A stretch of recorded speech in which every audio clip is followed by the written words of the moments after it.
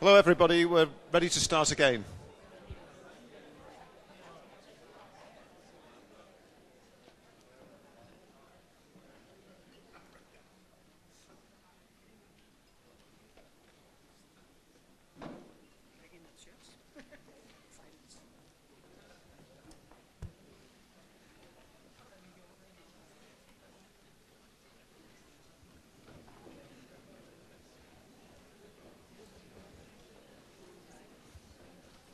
Then we have to sit down so they can touch us.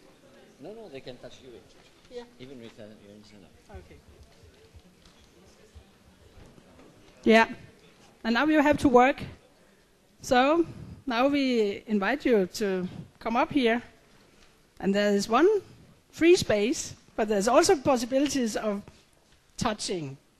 Maximum 5. We can have 5 at a time. Yes, then touch me. No, I don't touch you. Okay. I use the free space and I will leave very soon. Okay. No, Okay. but the idea here is to have an ongoing conversation here, and you can join this conversation. You are really invited to come, but not just a question and that's it, but engage with us in the conversation. Yeah. So the idea from now is a rolling conversation where you've got to feel free that Lona and I, if someone walks up and just taps us on the shoulder, we will walk back into the audience, and then that person replaces us in an ongoing conversation. So the idea is don't just ask a question, become part of the conversation, then in your turn you will be replaced. So the idea is to have a flow of conversation with a maximum of 5 people at the front. So Lona and I should be going first. We should disappear shortly. Yeah. Well, okay. I'm not used to this form, and I'll start by posing just small, rather perhaps technical questions to the presentation made by Engeström. You put up this square with different learning forms and different dimensions, and my questions, is if you could elaborate a little bit about the concept of the known and the new. I get the idea when I look at the lowest level of your square, the traditional knowledge you put in the new side, and I see that is new for the students, for the pupil, the knowledge that they learn in the traditional school knowledge. Can we get that? Yeah, slide up there, that would be easier.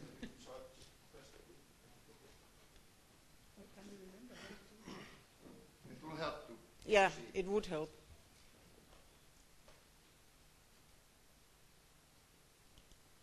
This one, yeah. Traditional school learning and apprenticeship learning. Traditional school learning is for new activities because the student don't know what to use it for. And the apprenticeship learning is for existing activities because students look at somebody and think, they are already in the activity. Yeah. Yes. So I understand that, but when we get to the upper level, I'm not sure from whose perspective this is defined. What is defined?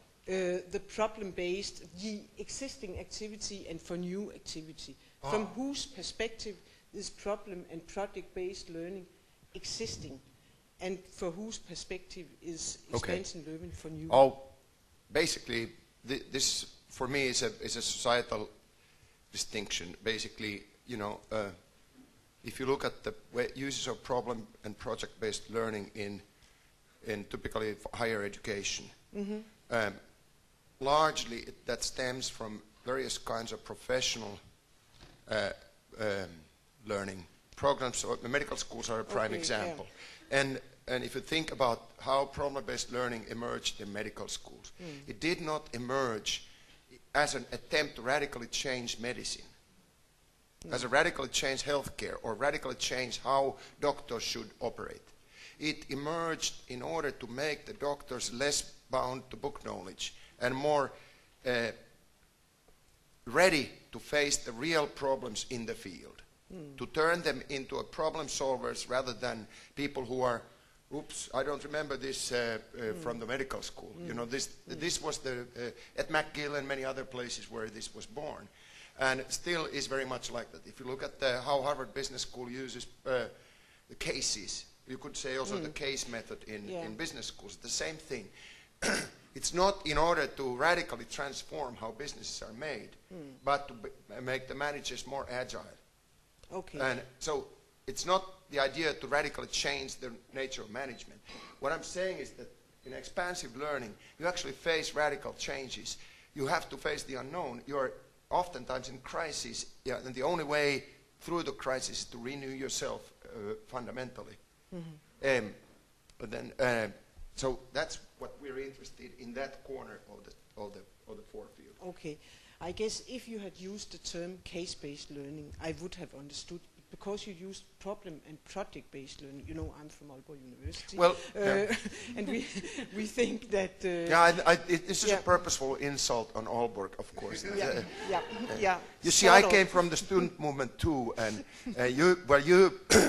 your achievement was the sort of a permanently new pedagogy at Aalborg. Of course, most of us only got black eyes, and so we're very jealous. So that's probably it's good. Okay. No, but seriously, of course, project-based learning does not come from higher education. That comes from the Dewey tradition in schools, in which Dewey's project method, basically, was actually not only about existing, but it was almost backward-looking, because Dewey idolized craft. And for him, the project work in schools was largely about learning crafts, not about industrial work, which was the industrial revolution was raging like hell, and he was talking about craft. Okay, maybe you're right in that, but still the way we have adopted problem and project-oriented learning is to focus on identifying problems which have no known solutions and going through actually cycles. I think. But this is. Yeah, I think you're quite right in pointing out that the boundaries are there, very, permeable. Yeah. And there's no strict. I'm really glad to hear if what you practice as problem and project-based learning actually steps into something that might be better described as aspects of expansive learning. That's great. However, for expansive learning is known by its outcomes, what actually is produced, not only in the minds of people, but in the world, how practices are transformed. So no matter how wonderful ideas you have, if the practices remain the same, then something is missing. Can I ask, building on that conversation, I think you should talk to Etienne, because he's starting to feel lonely. it's a question of you.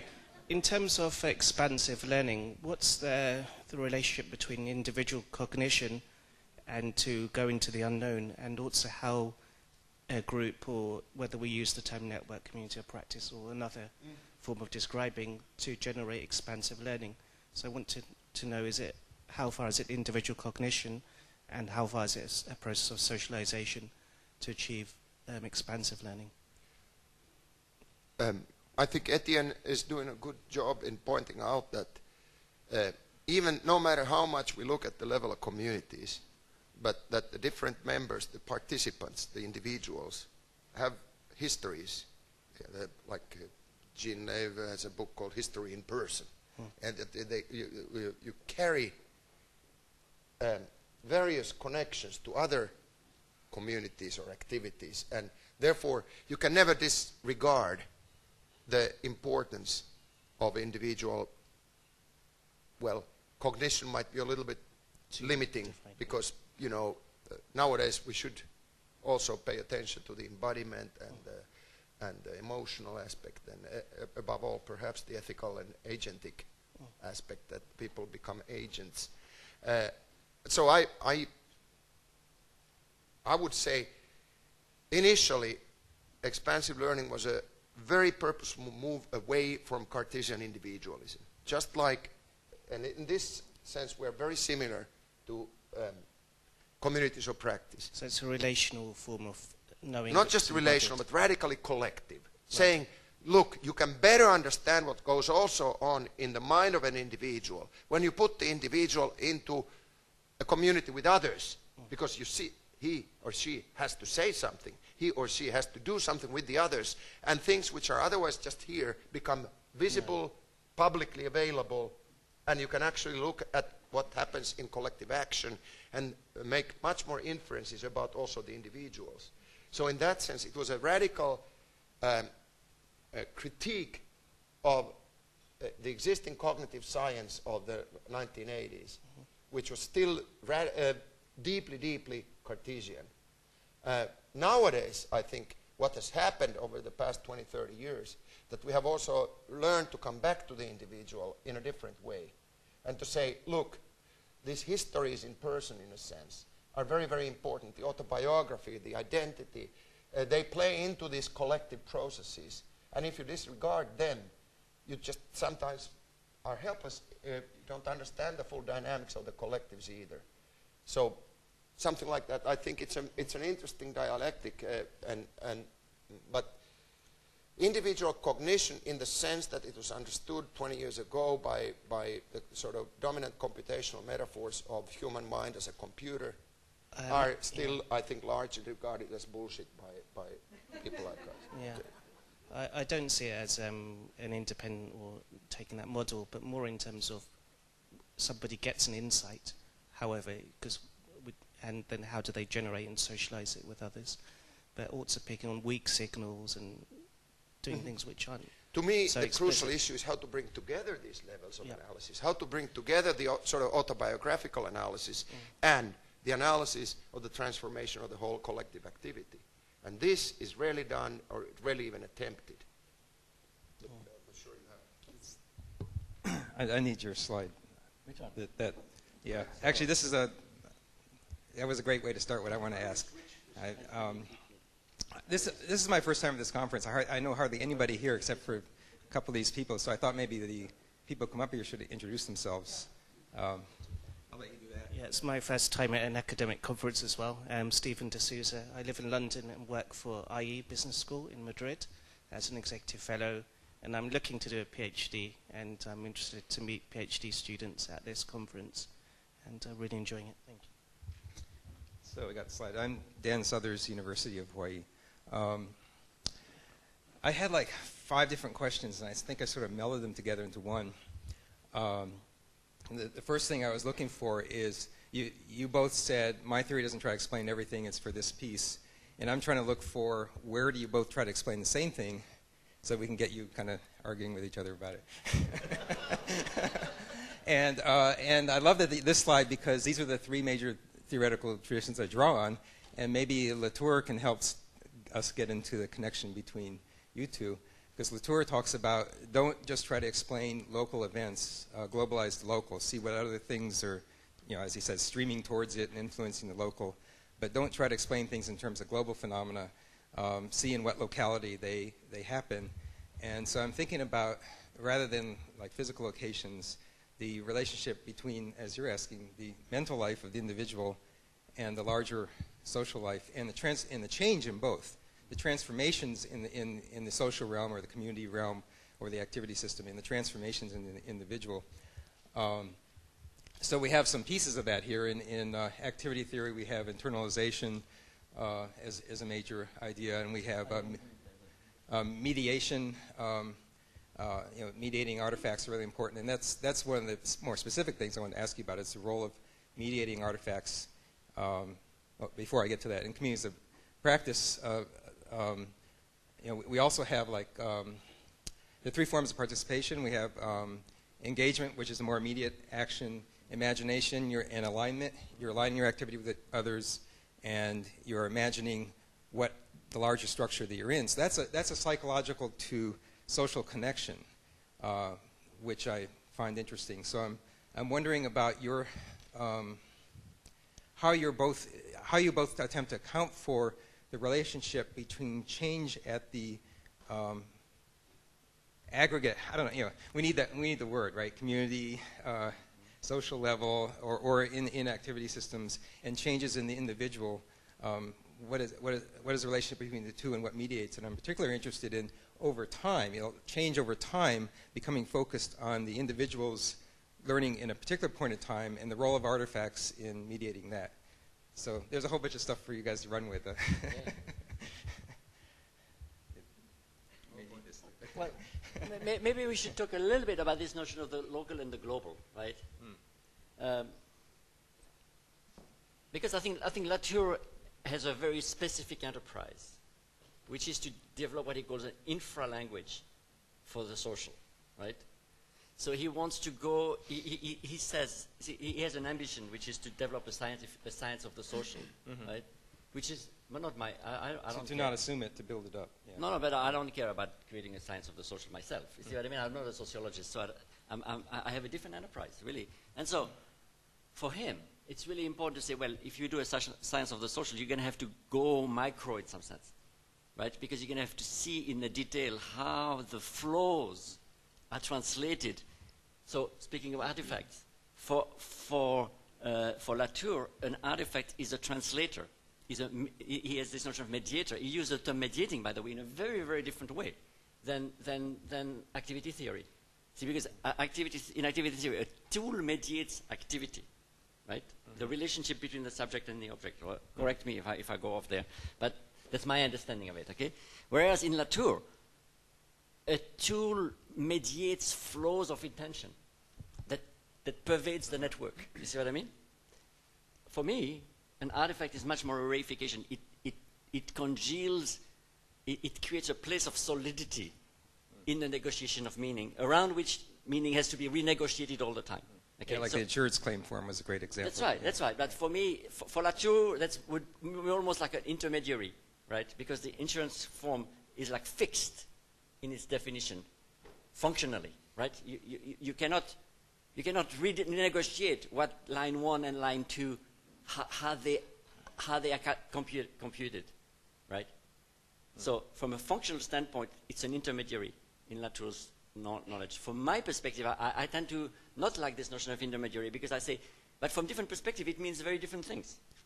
You see, that form means something in the community of people who designed it, in the technical community. It means something very, very different for the people who are filling it out, right? So I tend to say it's just a fixed thing, that form, that forces the renegotiation of meaning to re-happen in different locations. So for me, space and location is very, very important. The social spaces in which an object travels, if you will. So for me, crossing a boundary between two practices for an object is a very significant moment.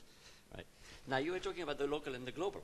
Yeah, and how does change at the larger level translate to individual learning and back in the other direction, and what's the role of artifacts in both of your... Don't speak to Latour as much as to each other. Yeah. Do you mind if I add to that? Okay. Yeah. Do you mind if I add to what you're saying? I'm Drew Whitworth from the University of Manchester. Because what my question was going to be was, don't we risk being a little over-optimistic about the impact of technology on learning? Because you're saying about technology reifying particular ways of thinking, ways of acting. The assumptions that have gone into the development of a technological artifact are embedded in that technology. I mean, that much is implied by the social shaping of technology thesis. And you're saying about different meanings becoming embedded in that technology for different people. But technology can hide away the assumptions and the values that have gone into its creation. And I mean, Yrjö talks about double loop learning, being able to question the assumptions, but if a technological artifact is embedded into a system, it might become difficult to learn about the artifact and to question the place of that artifact in a system. I mean, to give you an example, a practical example from my experience at Manchester. Manchester is a Blackboard campus. This is very much a rule of Manchester, and I can't be the only person who works in a university that has a quite specific rule about that. But because I teach educational technology, I need to give my students the ability to manipulate a virtual learning environment because they expect it. That's something that they want to get out of the course. So I can't give my students designer level access to Blackboard. I mean, I remember we rang up the IT services one time and said, we're an educational technology degree. We need to give our students designer level access to Blackboard. And there was kind of hysterical laughter down the other end of the phone. And, you know, that was as far as we got with that discussion. I've paid money to get Moodle as an independently run technological artifact that we control, that we can give students access to. Now, that's me interpreting Moodle as a pedagogical need of my course. But I've also had to defend that choice to the university. I've had to develop a political knowledge about the role that this technology plays, and Blackboard as well, these technological artifacts play at Manchester. Because, you know, Manchester didn't like this. They were very unhappy about this, and we've had to specifically defend our corner in ways that aren't anything to do with the impact of it on the students, but are to do with, you know, why do you want this? Why are you're not going to put Manchester's name on this or anything like that? So this technology there are values and assumptions embedded into Blackboard that are nothing to do with its pedagogical impact, and it can prevent learning. You know.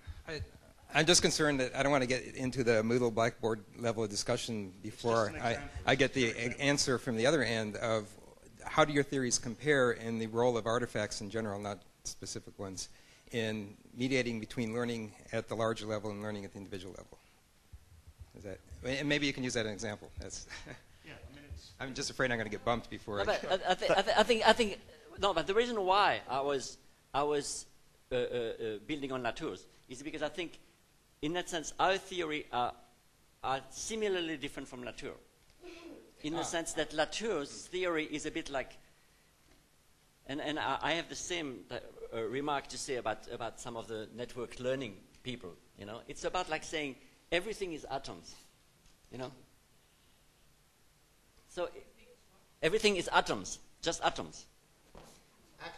No, atoms. Yeah. A network. So people say everything is a network, right? So this is the most general theory because everything is a network. It's a bit like saying, yeah, but everything is an atom. It's very true, but it's not always a useful theory, right? Because if I'm walking towards this table, it's not very useful to say, well, it's just all atoms anyway. You know what I mean? Because the shape, the interpretation of that shape is meaningful. So in the same way for me, yeah, I agree that everything happens in the micro. That is true. But the fact that I imagine a community, the fact that I project my identity through imagination, through alignment, through engagement, through these processes of identification. See, identification is scale-free, you know. I can identify with you. I can identify with my little hometown. I can identify with the world. There's something scale-free about identification. So does activity theory give a similar account of how the individual makes that identification, makes like imagination alignment? Do you see any connections there in an activity theoretic account of the individual responding to changes at the activity level? Yeah, I suppose. But of course, I think that like I already once said, that the big methodological challenge at the moment, I think, is to bring these levels of analysis together in a meaningful way, and I seldom see very good attempts at that. I'd just like to call your attention, Ed Hutchs in his Cognition in the Wild in 1995, he drew this cube, which the cube represents any moment in the flow of activity. And he emphasized that at any given moment in an activity, at least these 3 lines of time, 3 lines of development intersect. One of them is obviously the individual's personal ontogenetic development. Another one is the microgenesis of those actions that unfold. And then there is the much slower development, well, though not always so slow there, of the whole system of activity, or if you want to call it a community, that's fine with me. But the point is that... No, let's not do that. I think it's a mistake to call it a community. Well, right now, I'm just trying to say that these different levels should be somehow, I think, an issue on the agenda should be to bring those together in analysis in which none of them is reduced to the others or somehow just mechanically submitted to the others, which each one of them deserves its own conceptual tools and notions that are appropriate to the level. So, and there's no mechanical way to bring them together. It takes a hell of a lot of work, and that work has hardly been started. So I don't think there is any good answer at the moment. There are good questions. I'll just sum up my previous comment then as a question. In practice, how can we deal with the fact that technologies can often be used as very strong rules and mediating artifacts that can prevent this kind of expansive learning happening? And then I'll go and sit down. Yeah.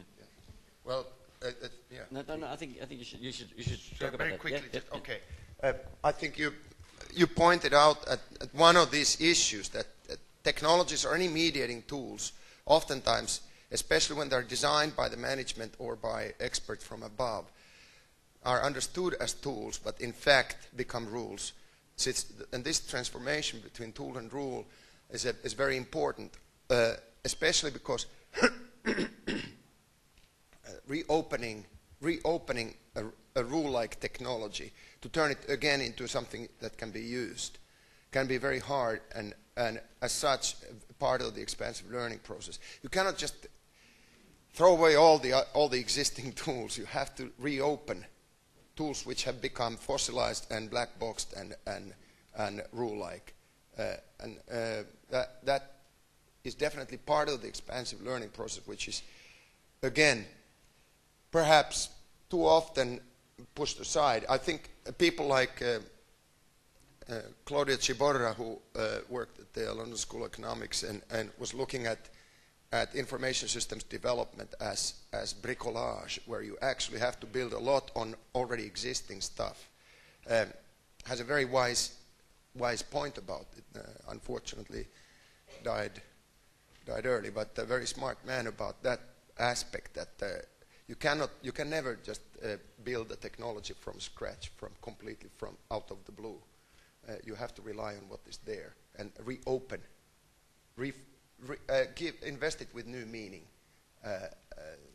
which can be sometimes the hardest part. Yeah, and so, by the way, there is nothing in, I think, any of those three theories that would assume that artifacts have a benign effect. So that is absolutely not in none of the theories would assume that. And I think they would look at different activities that you'd have to do. So for activity theory, you say, okay, what is a tool, and who decides how it mediates an activity? Does it become a rule? In a community of practice theory, you'd say, okay, what are the different practices, and how does an object traverse that boundary between two different practices and becomes reinterpreted from one practice into another? And so what are the boundary processes that you need to engage in between those practices to understand? Latour would say you need to enlist in the micro level of, you need to talk to this person and create an enlistment that within the network becomes a new shape that you pull along, because it's a whole network of little conversation, little moments of convincing this person.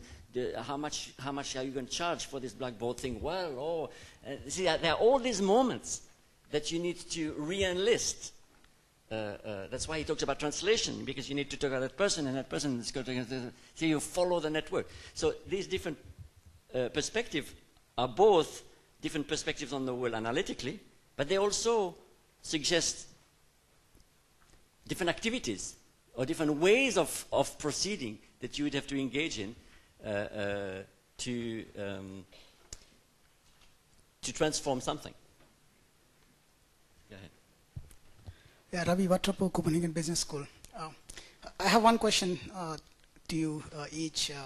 First to you.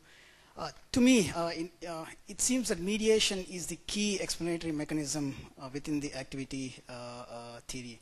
But what explains mediation? What are the mechanisms of mediation? I mean, if you look at, we can go all the way back to Vygotsky and even to Marx, internalization and externalization from Vygotsky.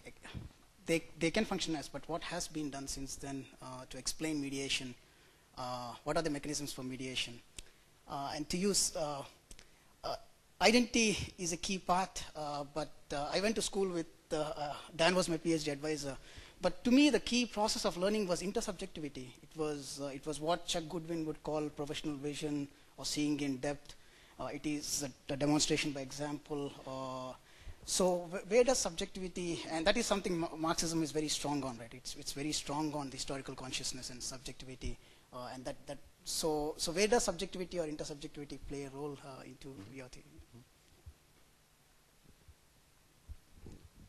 Very nasty, gigantic questions. So, I mean, where does mediation come from? How do you explain mediation? Do you want to start with the subjectivity? Okay.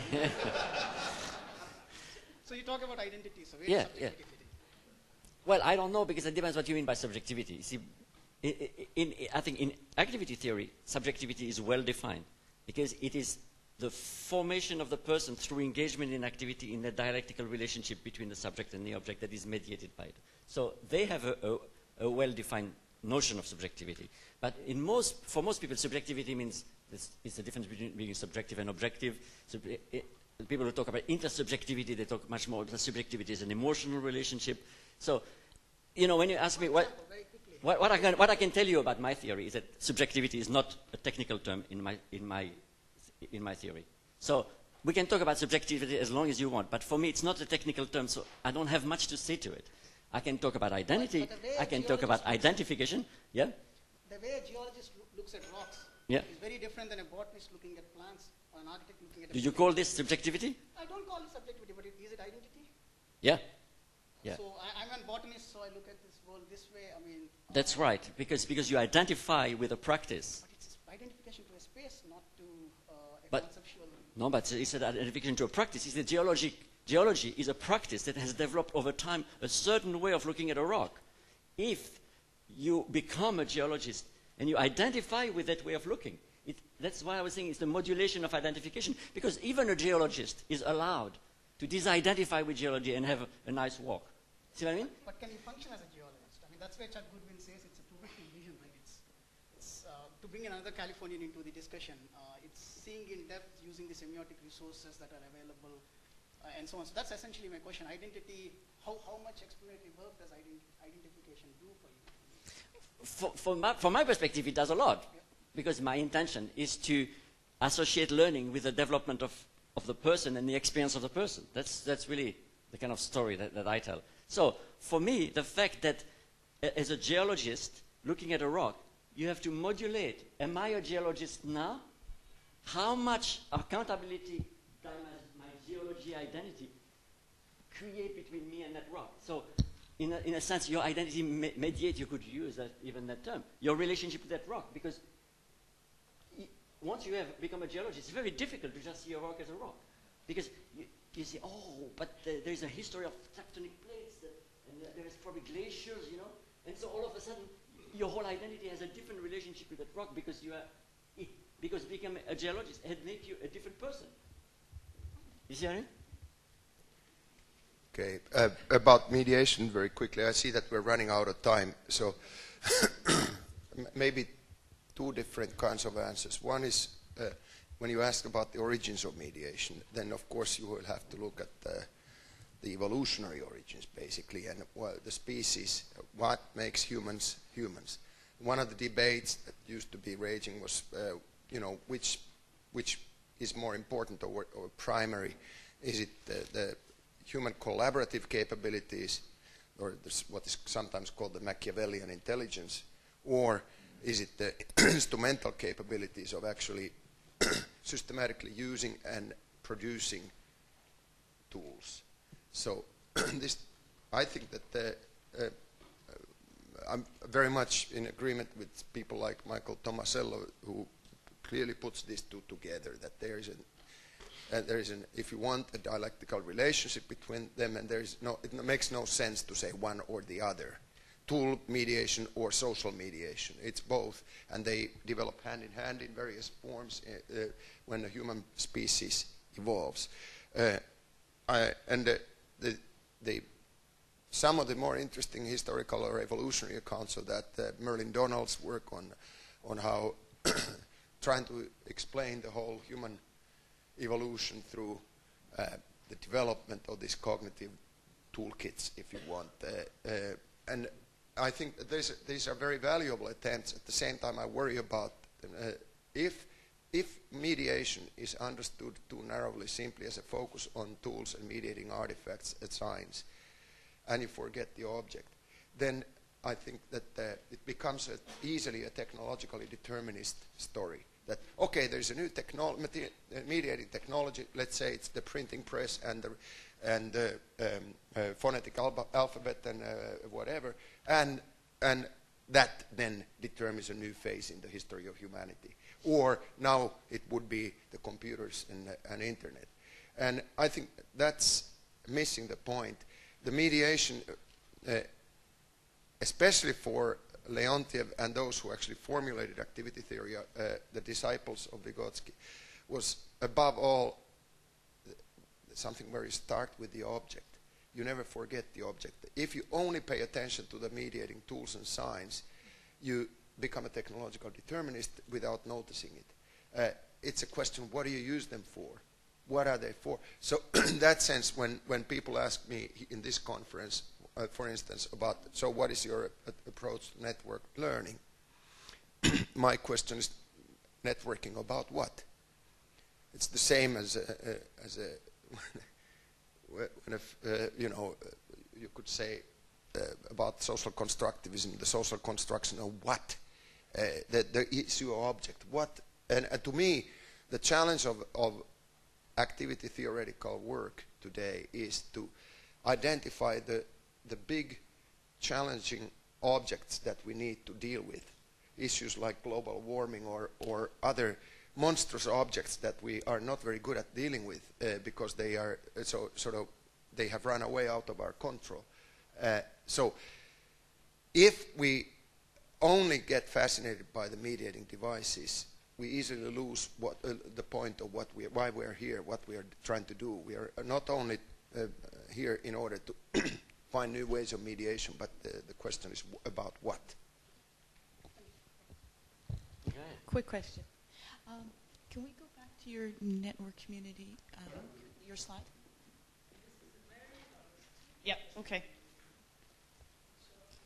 I was just struck by why the section of the slide that describes activity includes contradiction, and the section of the slide that includes community of practice. I suppose network in addition to that, but more importantly, community of practice, why it doesn't include contradictions. So I've never belonged to a community of practice that was without them. So again, as a theorist, you have to make choices about what you take as a fundamental. So it's not. It doesn't mean that there are no contradictions in communities of practice. It's that for that perspective, it is not a technical term. Okay? So for that perspective, there are boundaries, there are issues of competence and incompetence, there are issues of renegotiation of identity, there are tensions, if you will. So for me, I tend to take about tensions and duality that you don't resolve. See, it's very dualistic as thinking about communities, because you are inside, outside, you negotiate, you're always a bit inside, a bit outside, you negotiate it. So, because the enterprise is different. You see, for me, I tend to talk about the identity, the transformation in the identity of the person. So I don't feel a need to rub people into their contradiction, through people's nose into their contradiction to change them. You see? So for me, most of the things that could be called contradiction in communities of practice, although I don't use that term, I use dualities because they are not resolvable. They are not something that you will push a person to resolve, because it's a different enterprise. If you want to transform an activity, you have to rub people's nose into their contradiction, because it's only by resolving that contradiction that you move to a different stage of activity. You see what I mean? So it's it becomes a central concept of the theory, because it's a lever. You see what I mean? Does it make sense? Yeah. So for me, boundaries are as important as contradiction. Good answer, thank you.